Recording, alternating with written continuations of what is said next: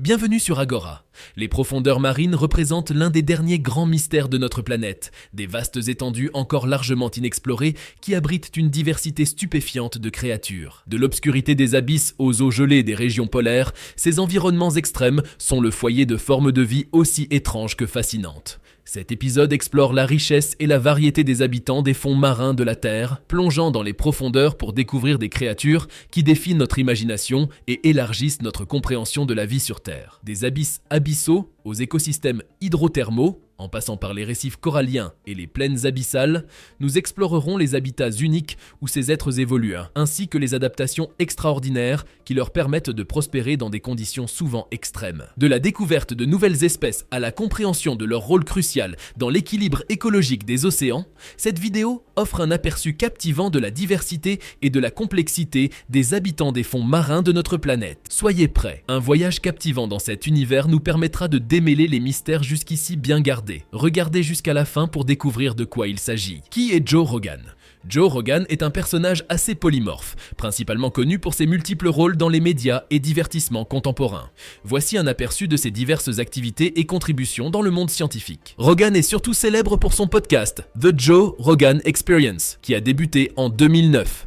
Le podcast est devenu l'un des plus populaires au monde, attirant une large audience grâce à son format long et décontracté où Rogan discute de divers sujets avec ses invités, qui vont des scientifiques et experts en santé aux comédiens, artistes et personnalités publiques. Il est connu pour ses opinions franches et sa capacité à discuter de sujets controversés de manière ouverte. En outre, Rogan a une longue carrière dans le stand-up comedy et il est connu pour son style de comédie brute et sans compromis.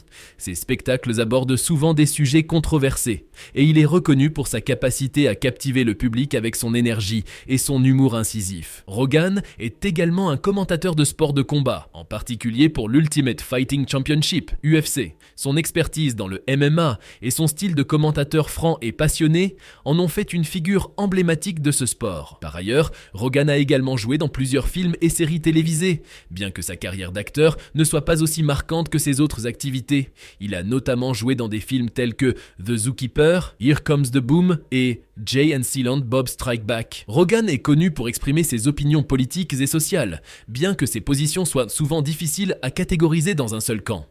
Il se décrit lui-même comme politiquement ambigu et est souvent critique à la fois des positions de gauche et de droite. Cela lui a valu une base de fans diversifiée, mais a également suscité des critiques de la part de certains secteurs. Les profondeurs marines, un monde plein de créatures surprenantes. Les profondeurs marines abritent une variété incroyable de créatures fascinantes et parfois étranges, adaptées à des environnements extrêmes où la pression est élevée, la lumière est rare et les ressources sont limitées. Nous allons découvrir ensemble quelques exemples de ces créatures. Tout d'abord, nous avons les abysses. Les abysses, ou zones abyssales, sont parmi les endroits les plus profonds des océans. Ils abritent des créatures comme le poisson fantôme, Ateleopodidae, qui a des organes bioluminescents pour attirer sa proie. On y trouve également des céphalopodes étonnants comme le calmar géant Architeuthis, qui peut atteindre des tailles énormes et est connu pour ses apparitions mystérieuses. Passons aux abysses hydrothermaux. Ces écosystèmes se trouvent près des dorsales océaniques où des sources hydrothermales crachent de l'eau chaude et des minéraux.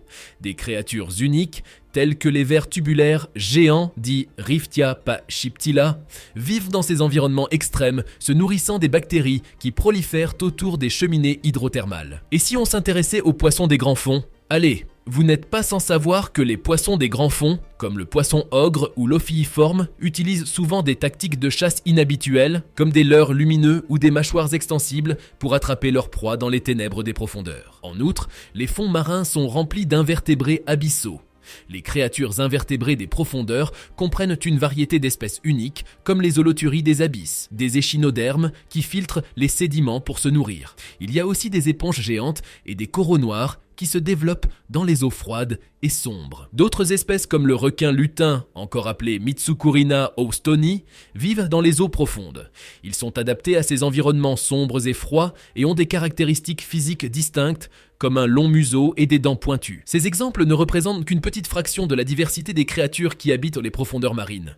Ces environnements restent largement inexplorés et de nouvelles espèces sont régulièrement découvertes, ce qui rend les profondeurs marines toujours aussi mystérieuses et intrigantes fascinante pour les scientifiques et les amateurs de vie marine. Quel est le rôle de la NASA dans cette exploration? Récemment, des scientifiques ont aperçu des créatures jamais vues auparavant se cachant à plus de 4 km de profondeur dans l'océan au large de la côte ouest de l'Australie. L'équipe de recherche est partie de Darwin, dans le nord de l'Australie, et a pris la direction de l'ouest, traversant une zone de gigantesques volcans sous-marins dont les sommets affleurèrent des profondeurs à 2 endroits appelés l'île de Noël et les îles Cocos.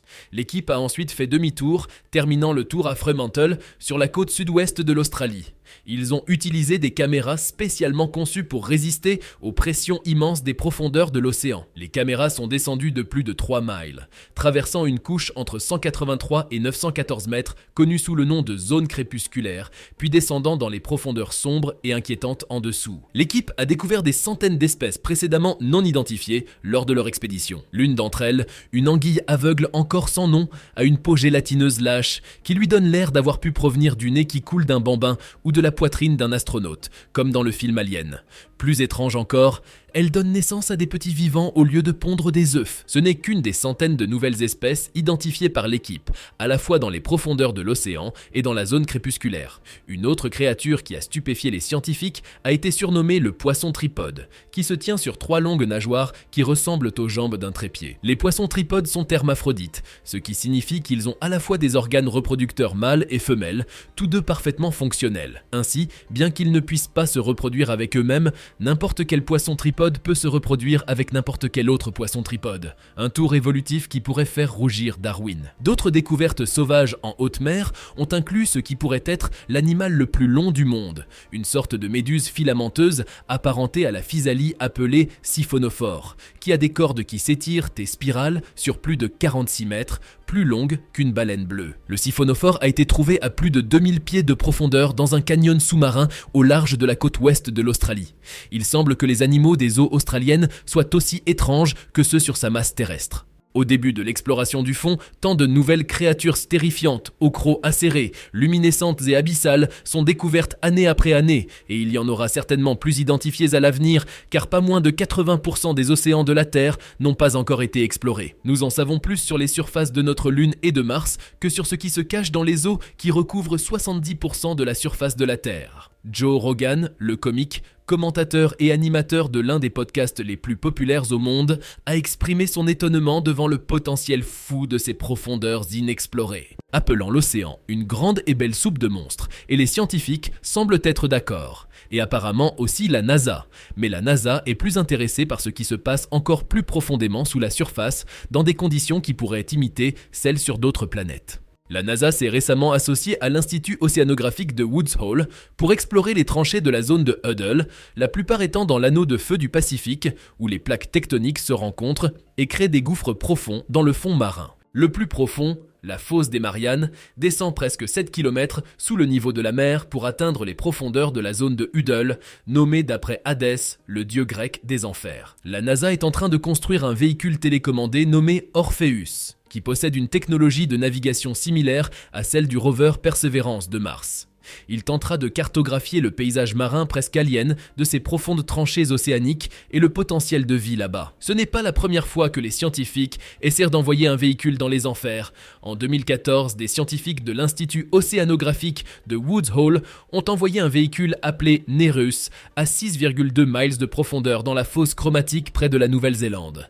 Mais il a éclaté en raison de l'immense pression. La pression à cette profondeur est assez intense pour littéralement presser les cellules des animaux qui ne sont pas adaptés à la vie là-bas. Et jusqu'en 1977, les scientifiques pensaient que cela rendait la vie à de telles profondeurs impossible. Mais lorsqu'une équipe de scientifiques américains a plongé un véhicule nommé Alvin dans l'océan Pacifique pour étudier les cheminées hydrothermales, ils ont été stupéfaits de découvrir que la vie grouillait dans les conditions extrêmes autour des volcans sous-marins. Poissons papillons translucides, de minuscules crustacés et d'autres espèces extrémophiles prospéraient.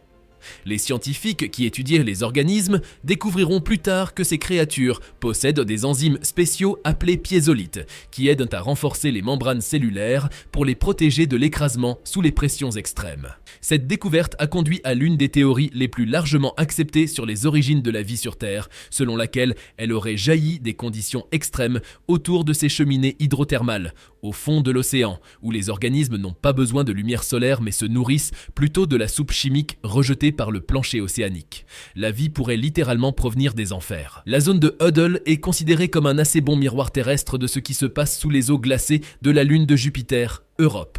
Sous sa surface gelée se trouve un océan d'eau salée dont la profondeur varie entre 65 et 160 km de profondeur, et alors que la lune de Jupiter a seulement la moitié du diamètre de la Terre, on estime qu'elle contient plus du double de la quantité d'eau de tous les océans de la Terre réunis.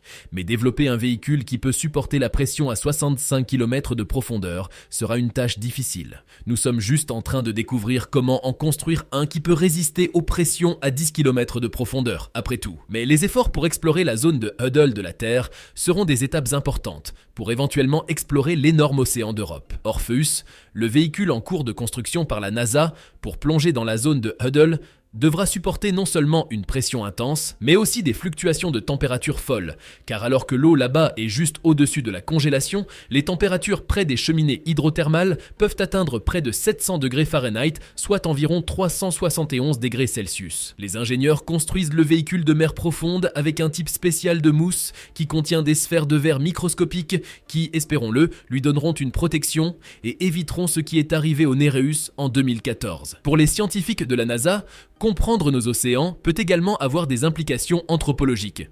Récemment, des scientifiques ont découvert un barrage de pêche en pierre au large de l'Alaska datant de plus de 11 000 ans. Les barrages de pêche sont des pièges construits pour attraper des poissons, des murs placés à des endroits où lorsque la marée est haute, les poissons peuvent nager, mais lorsque la marée descend, ils ne peuvent pas revenir. Un barrage de pêche vieux de 11 000 ans en Alaska signifie que les humains ont traversé le détroit de Bering plus de 1000 ans plus tôt que précédemment pensé. À cette époque, le niveau de la mer était également d'environ 125 mètres plus bas qu'aujourd'hui. En explorant les océans autour des côtes, il sera fascinant de voir quels autres types de preuves nous trouverons pour l'installation humaine et la technologie.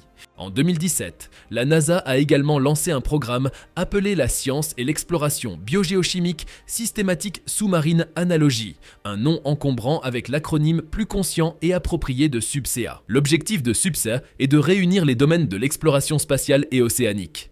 Il y a eu 2 missions jusqu'à présent, toutes deux près des cheminées hydrothermales dans l'océan Pacifique. Les missions sont des précurseurs de la mission prévue de la NASA en 2023 pour envoyer un rover au pôle sud de notre Lune pour étudier la glace près d'un cratère là-bas.